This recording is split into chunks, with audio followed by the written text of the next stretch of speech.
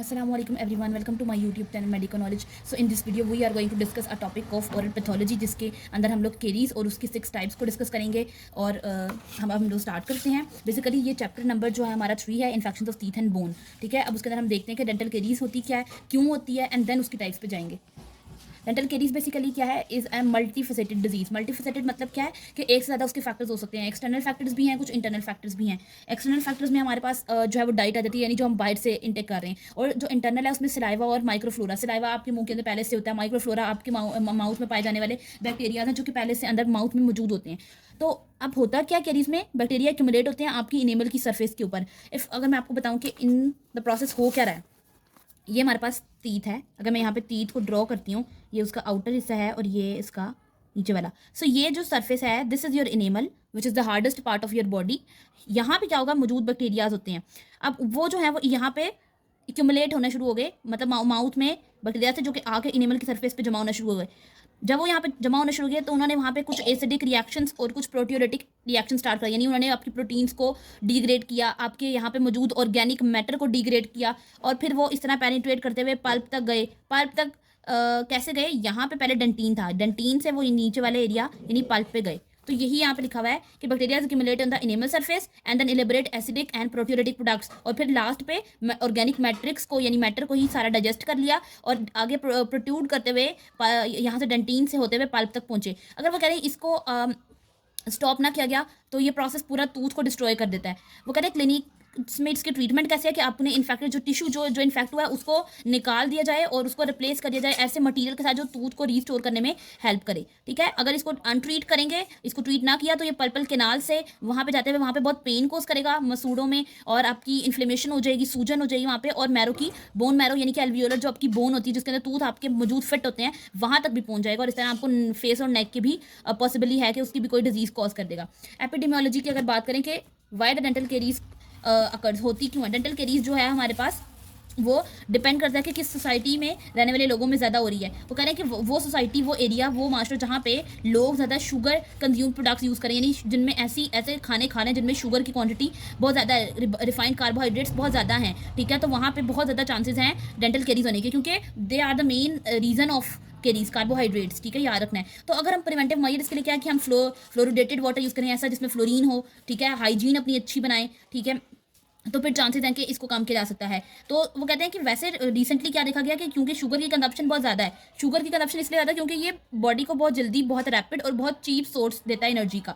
तो इसलिए अब लोग चीप होने की वजह से इसको बहुत ज़्यादा यूज़ कर लेते हैं, जिसकी वजह से ओरल हाइजीन भी मेंटेन नहीं कर पाते हैं, और फिर इस तरह से केरीज का शिकार होते हैं। सुक्रोज जो है which is the main product जो कि केरीज का कॉज बनता है। आगे हम देखेंगे कि पेट्स एंड फिशर फेरीज हैं हमारे पास, जिसका उन्होंने यहाँ पे अभी से हम सुन लें तो उसका वो कह रहे हैं कि जो आपके मॉलर्स होते हैं, ठीक है, वो उनके अंदर सबसे ज़्यादा पेट्स एंड फिशर केरीज होने के चांसेस हैं as compare to your incisors और योर केनाइंस और एनी अदर टूथ। ठीक है, आगे अगर हम बात करें तो हमारे पास वो कह रहे हैं कि first interproximal space become involve followed by the buccal and the lingual surface. अब वो कह रहे हैं कि जब आपकी स्मूथ सरफेस की बात आती है मोलर्स या प्री मोलर्स की, तो वो वहाँ पे सबसे ज़्यादा इफेक्ट होते हैं as compare to the the interior the posterior tooth. और उसके बाद उन्होंने कहा कि इंटीरियर ज़्यादा रेजिस्टेंट हैं। क्यों इंटीरियर रेजिस्टेंट है? बिकॉज वहाँ पे सेल्फ क्लीनिंग का प्रोसेस होता रहता है। जब तक देखो ना, अगर आपका टीथ जहाँ पे बैक्टीरियाज बार बार लग रहे हैं और आप उसको अच्छी तरह क्लीन करते रहते हैं, तो वो बैक्टीरियाज उतर जाते हैं, वहाँ से सर्फेस से हट जाते हैं, तो वो सेल्फ क्लीनिंग की वजह से बहुत फ़ायदा हो जाता है। इंटीरियर टूथ केरीज के चांसेस बहुत कम हो जाते हैं उनके अंदर। अब हम आते हैं अपने मेन टॉपिक पे, which is the clinical types की अगर हम बात करें तो बेसिकली 6 टाइप्स हैं हमारे पास। कौन कौन सी अगर मैं इसको यहाँ पे नेम करूँ, number 1 is pit and fissure caries, number 2 is smooth surface caries. Moving forward, number 3 पे हमारे पास अगर मैं आपको यहाँ पे दिखाऊँ तो सीमेंटल केरीज हैं। ठीक है, फिर हमारे पास आगे ये वाली which is the recurrent caries which is at the number 4th, और उसके बाद हमारे पास नंबर 5th पे यहाँ पे एक्यूट, और नंबर 6th पे यहाँ पे क्रोनिक। तो ये 6 टर्म्स है जो इंशाल्लाह इस वीडियो में कंप्लीटली हम लोग इसको डिस्कस कर लेंगे।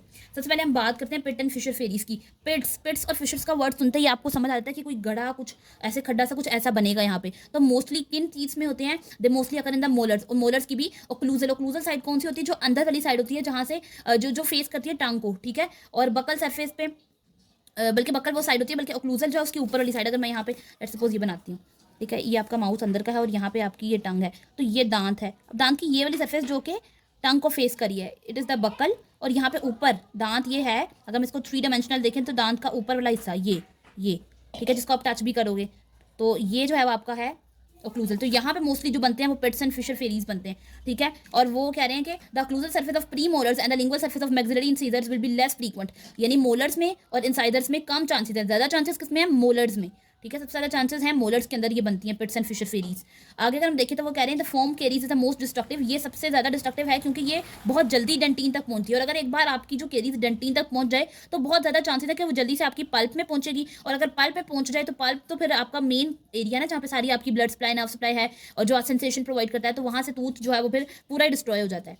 अगर हम आगे सेकंड की बात करें स्मूथ सरफेस केरीज, तो as compare to the pits and fissure ये कम होती है, लेस कॉमन, लेकिन ये होती कहाँ पे, in the interproximal areas of the teeth. Interproximal areas क्या होते हैं, ज़्यादा कॉन्टैक्ट एरियाज, यानी कि this one is a tooth, एक टूथ है, ठीक है ये, और दूसरा तो इसी के साथ ये वाला दूसरा है। तो यहाँ पे ये पॉइंट जहाँ पे दो टूथ आपस में मिलते हैं, the contact point between the two teeth is actually called as the interproximal point in the proximal space, जहाँ पे वो मिलेंगे, कॉन्टैक्ट होगा उनका, ठीक है। अगर वहाँ पे सेल्फ क्लीनिंग अच्छी नहीं हुई, वहाँ पे सर्वाइकल रीजन पे अगर हम एक टूथ की बात करें तो उसके अंदर 3 पोर्शन होते हैं, ठीक है। ये उसका हमारे पास एक सर्वाइकल थर्ड होता है, ये उसका मिडल थर्ड होता है, ये वाला सर्वाइकल थर्ड, मिडल थर्ड, और ये इंसाइजल थर्ड। तो यहाँ पे सर्वाइकल पोर्शन पे होने के सबसे ज़्यादा चांसेस हैं सर्वाइकल एरियाज पे, ठीक है। तो वो यही कहने कि सर्वाइकल रीजन पे होगा मोस्टली।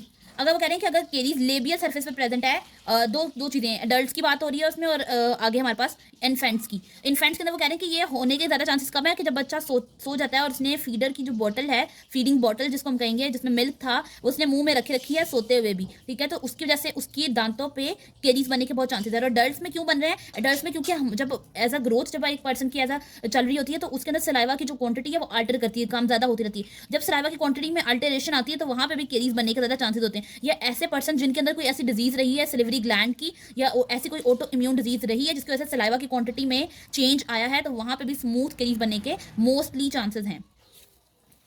अगर यहाँ पे हम डायग्राम पिट्स एंड फिशर की देखें, ये देखो, ये पिट, ये घड़ा, ये जो कि यहाँ पे कहाँ बन रहा है, on the mostly the occlusal surface, which is ये आपको ऊपर वाली ओक्लूजल सरफेस नजर आ रही है। और अगर हम इसको 3 डायमेंशनली देखें तो हमें बकल साइड पे भी जाती हुई नजर आएगी, जो कि ट्रायंगुलर शेप्ड लीजन है, ठीक है। ये हो गई हमारे पास पिट्स एंड फिशर फेरीज। इसको यहाँ पे बहुत क्लियरली ओक्लूजल सरफेस ये होती है ऊपर से जब आप दांत को देखते हैं, this is your occlusal surface, और यहाँ पे आपका घड़ा सा बन गया है, ठीक है, और केरीज बन गई है, which is pits and fissure caries. अगर दूसरी वाली देखें which is smooth caries, smooth आप देख सकते हैं कि mostly on the cervical third, cervical margin पे बन रहा है, ठीक है। ये देखो यहाँ पे ये which is your cervical third, ये मैंने कहा ये सर्वाइकल थर्ड है, ये मिडल थर्ड और ये इंसाइडल, यहाँ सर्वाइकली मोस्टली जो बन रहे हैं ये। और इसमें उन्होंने कुछ और भी कहा है कि enamel rods and dental tubules की ओरिएंटेशन खराब होती है। अब ये और ये अगर हम आगे पढ़ेंगे कि डेंटल टिब्यूल्स क्या है, ये टिब्यूल्स है, ये इस इनेमल पोर्शन में कुछ रोड्स होते हैं, इनकी ओरिएंटेशन में भी चेंज आ जाता है, ठीक है। So moving towards the third one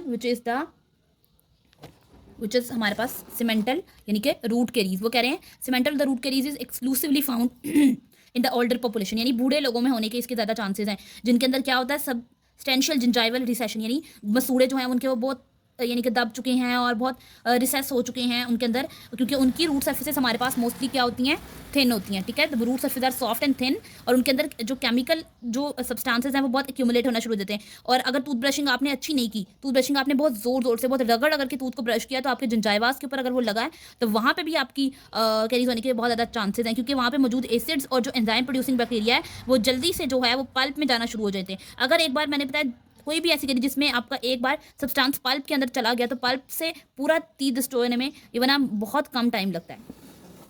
moving forward, अगर हम आगे चलें, ये आप देख सकते हैं स्मूथ केरीज, जो उन्होंने मैंने पहले भी स्मूथ केरीज दिखाई हैं। स्मूथ केरीज में क्या होता है हमारे पास, चौकी लेजन्स, ये देखो, ये यहाँ पे बनी है आपकी, जो हमने क्या कहा था कौन सी सरफेस पे बन रही है, अगर मैं आपको थोड़ा सा रिमाइंड कराऊँ तो हमने कहा इंटरप्रॉक्सिमल कॉन्टैक्ट एरियाज, और दूसरा हमने इसकी सर्वाइकल रीजन्स पे कहा। तो ये आपका सर्वाइकल रीजन है जहाँ पे ये आपका बन रहा है, और उन्होंने किसके अंदर दिखाया आपको, लेटरल इंसाइजर के अंदर। यहाँ पे जो हमने कहा इन्फेंट्स के अंदर बेबी बॉटल केरीज, ठीक है, कि बच्चे जो सोते हुए फीडर जो है वो मुंह में लेके सो जाते हैं, तो यहाँ पे feeder bottle caries, feeder bottle कह रही बेबी बॉटल केरीज जो है वो बन जाती हैं। और फिर वो उसके अंदर वो कह रहे हैं, अगर हम आगे चलें थोड़ा सा सीमेंटल रूट केरीज के ऊपर, सीमेंटल रूट केरीज में हमें वो कहते हैं कि यहाँ पे सीमेंटल टिश्यू जो है वो इस रीजन में हमें टूथ के नज़र आ रहा है। और इस डायग्राम में भी हम देख सकते हैं कि किसी ओल्ड का हमें नज़र आ रहा है यहाँ पे, कि किसी ओल्ड पर्सन के दांत हैं, ये हमारे पास ओल्ड पर्सन के दांत है, जिसमें हमें नज़र आ रहा है कि रूट से वो तक पहुंच गया, पल्प एरियाज तक आपकी केरीज पहुंच गया। रिकरेंट केरीज क्या है? Is a term apply to the caries that around the existing restoration. Restoration कहते हैं fillings use to restore the function और integrity and morphology of missing teeth. या आपके देखो, आपके दांत में कोई मसला हुआ, आपके डॉक्टर ने वहाँ पे आपको डेंटिस्ट ने फिलिंग की है ताकि आपका नॉर्मल फंक्शन उस टीथ का दोबारा वापस आ जाए। तो उस पहले से फिलिंग हुई हुई सब्सटेंस में अगर डिचिंग हो जाए, लीकेज हो जाए, उसका जो मटीरियल है जो फिल किया था वो अगर बाहर आ जाए, तो वहाँ पे बहुत ज़्यादा चांसेस है कि आप जो आपके बैक्टीरिया होंगे वो जल्दी से उस जगह पे एक्यूमुलेट होंगे। आपका फूड जो आप ले रहे हैं वो जल्दी से उस जगह पे जमा हो जाएगा। तो आपकी पहले से मौजूद जो फिलिंग थी उसकी वजह से जो केरीज वहाँ पे बनना शुरू हुई है, पेशेंट की डाइट पे डिपेंड करते हुए, उसकी हाइजीन पे डिपेंड करते हुए, वो होती है रिकरेंट केरीज। के पहले से केरीज थी, उसके ऊपर पहले से सॉरी फिलिंग और डेंटल रिस्टोरेशन था जिसके ऊपर केरीज बनी, which is the recurrent caries. Moving forward, which is the acute and the chronic caries. Acute हमारे पास क्या है? These are the term use to, अच्छा ये किन बेसिस पे हम इसको क्लासीफाई करें कि रेट कितनी जल्दी प्रोग्रेस करता है किसी पेशेंट में केरीज, स्पीड जो उसकी बेसिकली है। एक्यूट और क्रॉनिक, एक्यूट में वो कहते हैं they have the large pulpal chambers and the short dentinal tubules. Pulp chamber बहुत ज़्यादा लार्ज होगा और उसमें कोई हार्डनिंग नजर नहीं आएगी। Sclerosis is termed as the hardening, कोई टिश्यू हार्डनेस हमें नजर नहीं आ रही, लेकिन पल्प चैम्बर्स बहुत ज़्यादा लार्ज हुए हैं और वहाँ पे बहुत ज़्यादा कार्बोहाइड्रेट्स की क्वांटिटी नजर आ रही है, ठीक है। और अगर हम बात करें इसी तरह क्रॉनिक की, तो उसमें अब पल्प चैम्बर्स लार्ज नहीं है, पल्प चैम्बर्स आर स्मॉल और जिसमें आपको साथ साथ थोड़ी सी स्क्लेरोसिस भी नजर आ रही है। Sclerosis means the hardening. अगर हम आगे देखें विच इज कि वो हमें कहते हैं कि यहाँ पे हार्डनिंग भी नजर आ रही है। अब यहाँ पे कुछ उन्होंने टर्म बताई है, tertiary and the secondary dentin. तो मैं आपको ये बता दूं कि टर्शियरी सेकेंडरी डेंटिन क्या है। Secondary dentin is a layer of dentin which is produced after the tooth root is completely form. जब एक दांत की रूट पूरी तरह बन जाती है तो उसके बाद बनने वाली डेंटिन को हम कहते हैं सेकेंडरी डेंटिन। और टर्शियरी डेंटिन क्या है? वो डेंटिन जो कि किसी भी टूथ डिके या वेरियन, आपके दांत को जब कोई मसला हुआ, आपका दांत टूटा है या उसका हल्का सा उसके अंदर कुछ हुआ है, उसके बाद बनने वाली डेंटिन को कहते हैं टर्शियरी डेंटिन। तो यहाँ पे वो ये कह रहे हैं कि chronic dentin is most common in the older patients whose tooth have smaller pulpal chambers, small chambers हैं, and usually with an additional deposit of denser and less dental and less tubular dentin, ठीक है, या on the पल्पल walls, ठीक है। Extra dentin, extra dentin कैसे आई? वो tertiary dentin थी या वो सेकेंडरी डेंटिन थी। तो ये जो एडिशनल डेंटिनल ट्यूब्यूल्स वहाँ पे ग्रो किए हैं, उन्होंने स्क्लेरोसिस कर दी, उन्होंने हार्डनिंग कर दी। उस हार्डनिंग की वजह से वहाँ पे पेशेंट को ऑब्वियसली वहाँ पे पेन भी होगी। This was all the topic about the dental caries, जिसमें हमने उसकी बेसिकली 6 टर्म्स को डिस्कस कर लिया। और वो 6 टर्म्स कौन कौन सी थी हमारे पास? वो the pits and fissure caries जिसमें घड़ा बनेगा, ये डायग्राम में ओक्लूजल सरफेस पे। फिर हमने कहा स्मूथ केरीज जो mostly on the cervical third पे बनती हैं।